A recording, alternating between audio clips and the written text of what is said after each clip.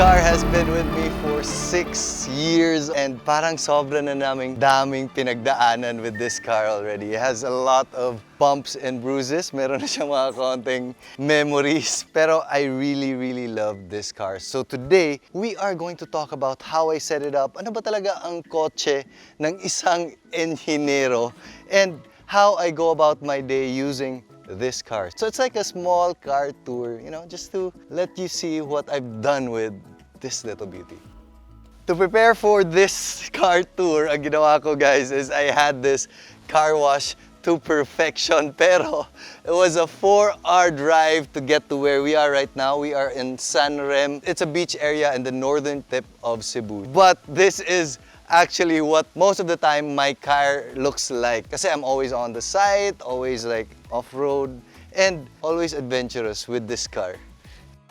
So I chose this particular car. It's the Toyota FJ Cruiser kasi alam ko talaga that this will be a tool for me. Ako, mahilig ako sa kotse pero yung functional when it comes to serving my needs. So FJ Cruiser because number one, look at it. It's like a drawing ng parang mga anime, and that's what really made me fall in love with the car in the first place. And when I was buying this, hindi pa namin kailangan ng malaking kotse, 6 years ago guys.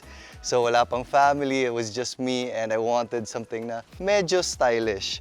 But more importantly, kaya niya yung off-road. So when we're talking about like construction, we're always off-road. Hindi naman yung sobrang over boulders off-road, pero a lot of mud, a lot of flood, and a lot of dirt and dust everywhere. So I chose this car because mataas siya from the ground and alam kong if a dump truck can go through that flood water, kaya din ng kotse ko. So that was the number one thing which made me decide to get this. Pero as an accessory, dinagdagan ko ng stepboard. Itong stepboard na to was not there in the first place. Si Chris nahihirapan pumasok sa loob ng kotse ko, so nagreklamo siya. So we added this in. Remember why I bought this stepboard? Yes. Why did I buy it? For your lovely petite wife. Try now if the stepboard is not there. Kailangan may buwelo. Everyday talon. So, this one for her. Nax. I bought this car when we started dating. Akala ko I bought this car for you. And we added this recently. I just thought it looked like cool and badass. Pero nagamit namin with this trip. Punong-puno to. We strapped everything to the brim here kasi puno din yung likod. But we were able to carry a lot of things like coolers, water, everything up here. So kudos to that roof rack. Thank you so much to my friend who gave me that roof rack, Sean. This is my only car. So meron na tong mga stories to tell like this one. May ano na siya, may dent na siya dito. Reason why I got this is nabangga ako ng taxi. And nagalit pa yung taxi driver kasi ako daw yung bumangga. And how do you hit someone from the side? So after a while, parang initial reaction lang siguro niya na parang, uy, binangga mo ako, ganyan. Pagbaba ko, nagalit din ako kasi sinigawan niya ako. When he calmed down, he said, okay, kasalanan ko, nagulat lang din ako. And I said, oh, sige, wag na natin i-charge kasi parang kawawa naman din. That's why this hasn't been repaired yet. Ito, kasalanan ko, this one is just a parking error. But the good thing about the FJ Cruiser is I can just easily remove this and replace it with a new one. Pero just haven't gotten around. At least may character na rin yung kotse ko. The best part about having an FJ Cruiser is it has a lot of quirks. Just from the look of it, it's not supposed to be a car in real life. Yun yung nasa isip ko. Even like ito, tatlo yung wipers niya. Like a lot of people might not notice this, but because ganito yung shape ng windshield, it has to have 3 windshield wipers. And yung antenna na yan na sobrang taas, I actually locked that in kasi feeling ko nakawin siya eventually. So I locked that in talaga. And it's a very set-upable car. I can imagine like putting like floodlights here and it would still look very cool. So it's just begging to be upgraded. But slowly na lang. I would imagine it to someone just playing around on the concept of what an FJ Cruiser car will be, and then Toyota decided to make it. So that's why I'm very amazed with how everything looks and feels. Like even when it comes to the things inside. The first time I saw this car was back in 2002 ata. I'm not sure, but it was a long time ago. So they weren't selling yet in the Philippines. So I was just hoping na, okay, one day, baka dumating dito. Fast forward to almost 10 years later, or more than 10 years later pa nga eh. And it actually arrived, and it ages really, really well. And again with the quirks, let's check out what's inside. So the doors open like this, and just from looking at it from this angle sa labas, it looks pretty cool, especially when you open the other side as well. Ayan. Then dito makikita natin Scott's chair. So again, he's playing in the back like, I don't know, enjoying the beach. Tayo gumagawa ng mga ganito. So the inside is just as playful. Dito, you can see the panels. If you buy a different color FJ Cruiser, itong mga panels dito is matched to the colors of the exterior. And you see that the knobs are really big. Scotty loves playing with this. Pati yung mga compass dito and yung mga tilt ng kotse. And dito rin, quirky and fun. And it doesn't take itself too seriously, I would say. But an awesome feature of this car that I've used a lot is its off-road capability. So andito yung shifter ng off-road and may mga differential lock. And I've used it to get out of tricky situations when I'm on site. So yan.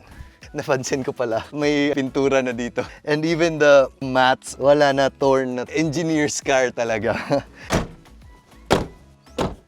Take a look at this, guys. 4 hours of road trips. Ito yun. With the rain and everything. Si wifey ando no, nagsiswimming with Scotty. Hi, love!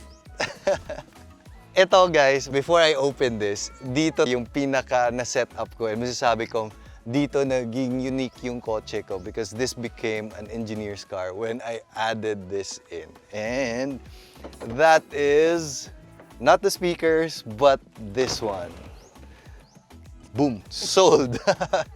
This is for our pag nakabenta kami ng bahay. So, ang sarap ng maglagay ng sticker. Sold. Ako mismo yung maglalagay. So, I've upgraded the speaker system, but konti lang, maliit lang. So, nothing much to say about that. Ito talaga yung key of everything. It's a little bit dated na kasi natatanggal checkering dito. But this is a cabinet that I had built specifically for this car. Kasi merong nagbebenta ng drawers for the trunk and it's like 100,000 pesos. So I called up our closet supplier and I said, build me a closet for my car. And they measured everything and they did a good job. And pati ito, it's like the same things that you would find in a closet. And I just bought itong checkered rubber plating and I placed it on top to keep everything from slipping. Dito rin sa loob. And on the other side, meron din. So I think it aged well, but it gives me a lot more room. So the best part about having this is, for example, dati nagte-tennis ako. Nilalagay ko dito yung mga t-shirt ko, yung sapatos ko, and then I have enough room to play around with whatever I want to place here din. Dati meron din ako mga tools dito, but ngayon meron tong secret hiding spot dito. So this is where the car tools are placed.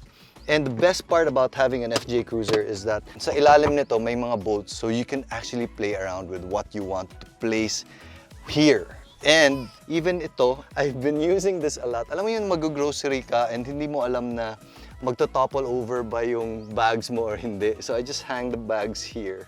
In the words of Mr. Juanico, who is behind the camera, tether points, yes. So ako, I treat my cars as like a workhorse or a tool. So I fold everything down and this is such a big spacious place na I can carry big items for construction, yung mga steel bars, paminsan nilalagay ko talaga dito.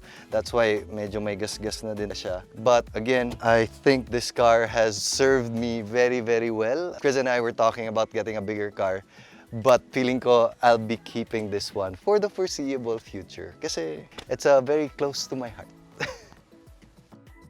That's it, guys. A very quick tour of a very utilitarian car from an engineer's point of view. Yung brother ko, yung kotse nila are also Toyota 4x4s. Alam mo yung pang off-road whenever you're a contractor, especially when you're dealing with sites far away and sometimes walang maganda na daanan or walang magandang roads.